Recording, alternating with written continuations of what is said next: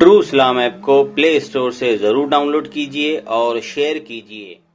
साहब मुददिल्लाहु आली दामत बरकातहू नूरानिया को इसी एक अशार के साथ मैं खिताब की दावत दूंगा।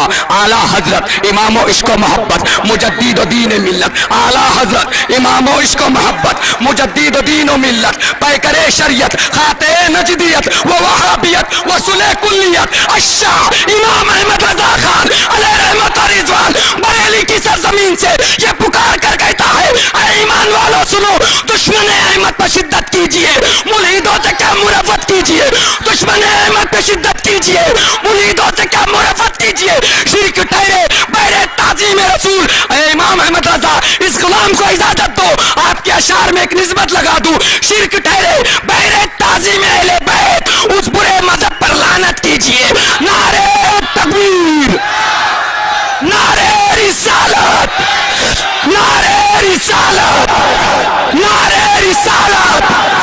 और अहले बैत की इस मुक़द्दस कॉन्फ्रेंस से ऐ अली के चाहने वालों, ऐ हुसैन के चाहने वालों, ऐ मौला अली के चाहने वालों, ऐ अहले बैत की मोहब्बत में जान छिड़कने वालों, दोनों हाथों को बुलंद कर कर आज फिजा में हाथ लहरा दो। नारे हैदरी, नारे हैदरी, नारे हैदरी, नारे हुसैन, नारे हुसैन, हक की पहचान हो है, नारे हुसैन, नारे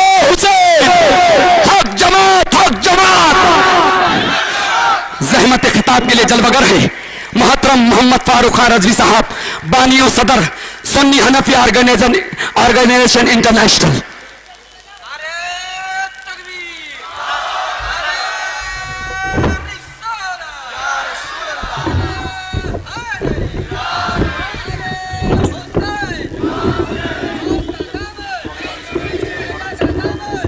और 2 साल पहले का एक वाक़या पाकिस्तान के अंदर, ये एक तस्वीर मैं दिखा रहा हूं, एक बुजुर्ग है, पीर है, वो पीर समीउल्लाह चिश्ती। फोटो नजर आ रहा है आपको कि क्या मंजर है वो? इनका इंतकाल हुआ 6 महीने के बाद इनकी लाश को, इनके जिस्म मुबारक को तालिबानियों ने कब्र खोद के निकाला और एक दरख्त पर फांसी लगा के लटका दिया। मैं कहता हूं तुम उनको वली मानते थे नहीं मानते थे, उससे क्या फर्क पड़ता है भाई, तुम मत मानो, लेकिन अगर किसी का इंतकाल हो जाए, इस्लाम तो कहता है अगर किसी काफिर का भी इंतकाल हो जाए, वो भी मर जाए, तो उसकी लाश के साथ बेहुरमती मत करो। ये कौन से मुसलमान है यार? पीर समीउल्लाह चिश्ती के जिस्म को एक दरख्त से लटका दिया फांसी देकर, और ये तालिबानी खबीज बंदूक लेकर इर्द गिर्द घूमते रहे। 3 दिन तक ये तमाशा चलता रहा और वह ऐलान करते रहे मीडिया पर और नेट के जरिए वीडियो बना बनाकर कि तुम कहते हो तुम्हारे औलिया बड़े ताकत रखते हैं, बड़ा इख्तियार रखते हैं, हमने देखो तुम्हारे पीर साहब को, तुम्हारे वली समीउल्लाह को लटका दिया, ये अपने आप को छुड़ा भी नहीं सकता। इनसे बड़ा जाहिल कौन होगा? इनको नहीं मालूम कि काबतुल्लाह शहीद भी किया गया है, काबतुल्लाह में आग भी लगाई गई है, हजर अस्वद के टुकड़े भी किए गए हैं, काबतुल्लाह में शहादत भी हुई है, काबतुल्लाह में जंगे भी हुई है। अब्दुल्लाह इब्न जुबैर जैसे सहाबी को काबे के अंदर शहीद किया गया है। तो कल कोई काफिर इनसे एतराज करे कि जनाब तुम्हारा खुदा इख्तियार रखता है तो उसने अपने काबे की हिफाजत क्यों नहीं किया? तो क्या जवाब देंगे? ये जहालत की बात है। मगर ये अकल नहीं आ रही है कि 6 महीने के बाद हम कब्र खोद रहे हैं और पीर समीउल्लाह का जिस्म तरो ताजा खुशबूदार वैसा का वैसा निकल रहा है। सुभान अल्लाह, अकल नहीं आ रही है।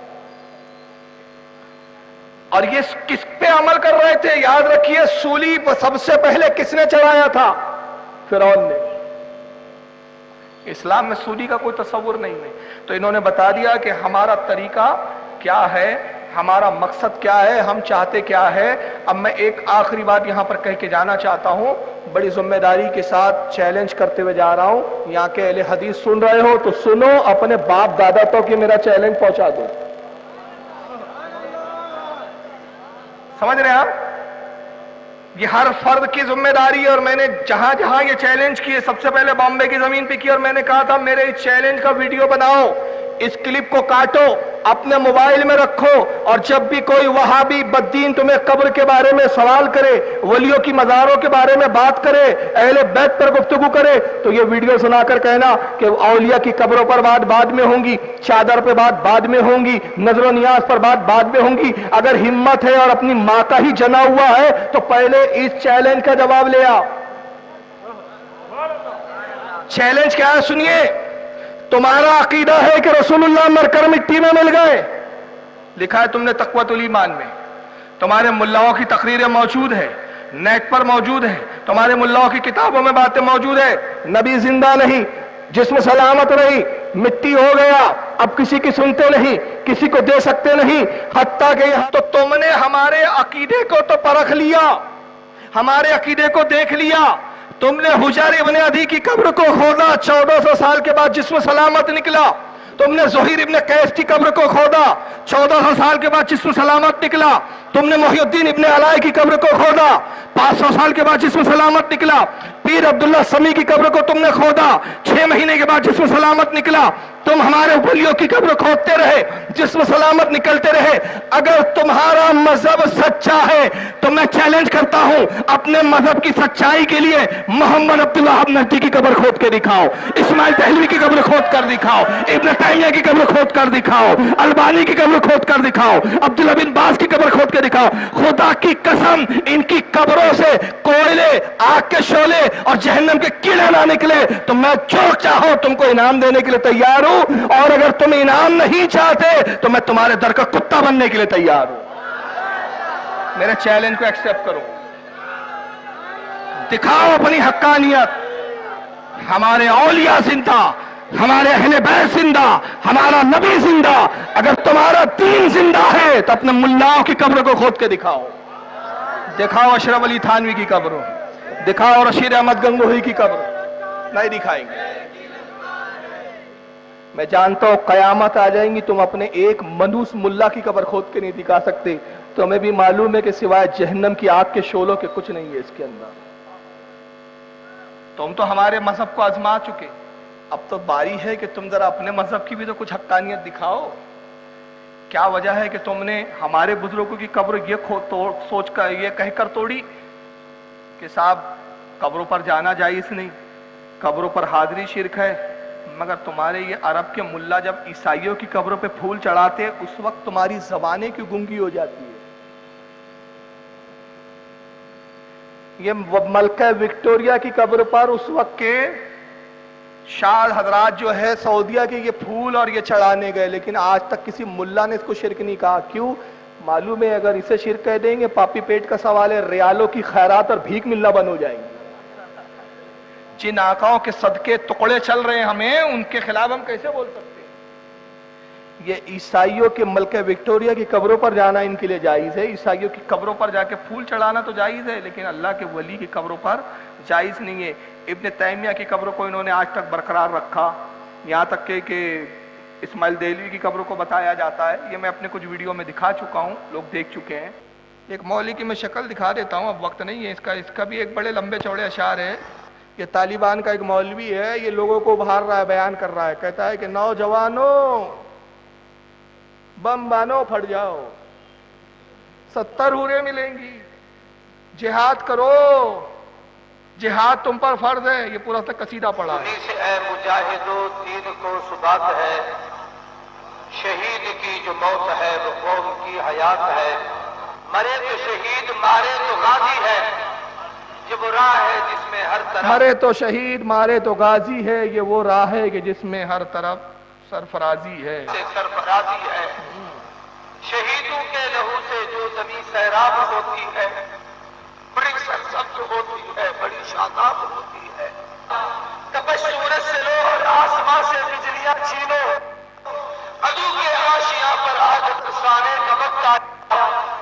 कटाकर गर्दने बतला गए ये मस्जिद लाल वाले कि ताकत के सामने झुक नहीं सकते खुदा।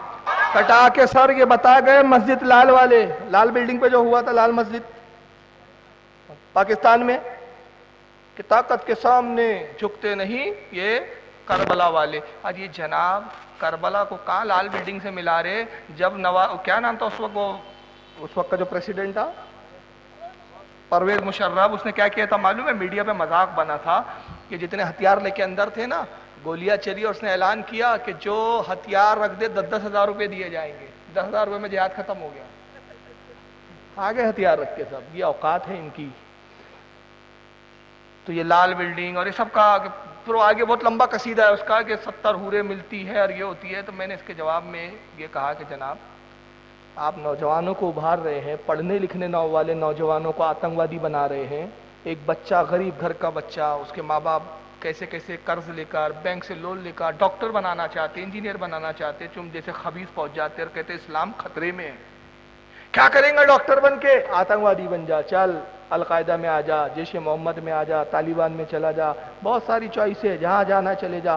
اور یہ بڑے بڈھے خوسٹ شہید ہو جاؤ, حورے ملیں گی. میں کہتا ہوں 70 سال میں تو بم نہیں باندھ رہا, تجھے حورے نہیں چاہیے کیا؟ تو کب بم باندھ کے پھٹیں گا بے؟ قوم کو بیوقوف بنا رہے ہیں. تم سالے مال کھا رہے ہو اوپر سے, تم امریکہ کے رکھیل بنے ہوئے ہو, تمہارا باپ تم کو وہاں سے ہتھیار دے رہا ہے, تمہارا باپ تمہیں پیسے دے رہا ہے, جاؤ دہشت گردی پھیلاؤ. اور نتیجہ کیا ہوا؟ یہ دہشت گرد ہے. لادین جب مرا, اہل سنت نہ کبھی دہشت گردی کا ساتھ دیا ہے نہ انشاءاللہ کبھی دے سکتے ہیں, کیونکہ ہمارے مذہب ہی میں نہیں ہے دہشت گردی ہے. لادین جب مرا تو آپ کو معلوم ہے امریکہ نے اس کو مارا تھا پاکستان میں گھس کے. یہ اردو ٹائمز بمبئی کا اخبار ہے, دیکھ رہے ہیں آپ. 3 شکلیں اس کے اندر نظر آ رہی ہے. ایک لیفٹ ہینڈ پہ لادین کی ہے, بازو میں وہ کشمیر کا ایک ہے, اس کے بعد حافظ سعید ہے, اور اس کے بعد بخاری ہے دلی کا. اور اوپر کیا لکھا ہے پڑھ پا رہے ہیں آپ لوگ؟ ذرا پڑھیے. اسامہ کی نماز جنازہ مسلمانوں پہ فرض کفایہ, اور انہوں نے غائبانہ نماز جنازہ پڑھی, حافظ سعید نے پڑھی. یہ ہندوستان میں بخاری جو جامع مسجد میں بیٹھا ہے, دیش کا غدار, میں ڈنکے کی چوٹ پہ بول رہا ہوں, کھاتا ہندوستان کی ہے, گاتا پاکستان کی ہے. اس نے بیان دیا, اردو ٹائمز میں اس کا, انقلاب میں اس کے بیانات چھپے. لادین کی نماز جنازہ پڑھنا ہم پہ فرض کفایہ ہے. کون تھا بے لادین جو تو نماز پڑھا تھا؟ ولی تھا, متقی تھا, ایک آتنکوادی تھا. تو آتنکوادی کی نماز جنازہ تم نے پڑھی اور اس کی ترغیب دلائی لوگوں کو. باقاعدہ انہوں نے نماز جنازہ بھی پڑھی. دیکھیے لادین کی نماز جنازہ کہاں ہے یہ. پھر اس کے بعد میں نے کیا کیا تھا, مسلم ٹائمز ہمارا سنیوں کا اخبار نکلتا ہے, میں نے ایک مقالہ لکھا تھا, یہ میرا مقالہ چھپا ہے اس میں الحمدللہ. میں نے لکھا کہ اسامہ بن لادین ہو یا کوئی اور ہو, ہمارے نزدیک غائبانہ نماز جنازہ ہی منع ہے. اور اس پہ لکھا کہ لادین آتنکوادی تھا. ارے آتنکوادی کوئی نہ ہوتا تب بھی غائبانہ نماز جنازہ جائز نہیں, اور تم ایک آتنکوادی کی پڑھ رہے ہو تو تم آتنکوادی ہو, ان کے سپورٹر ہو. اگر آج میں ڈنکی کی چوٹ پہ کہہ رہا ہوں, اگر ذاکر نائک آتنکوادی نہیں ہے تو نہیں ہوں گا, لیکن یہ بھی کوئی دو رائے نہیں ہے کہ وہ آتنکوادیوں کا سپورٹر ضرور ہے.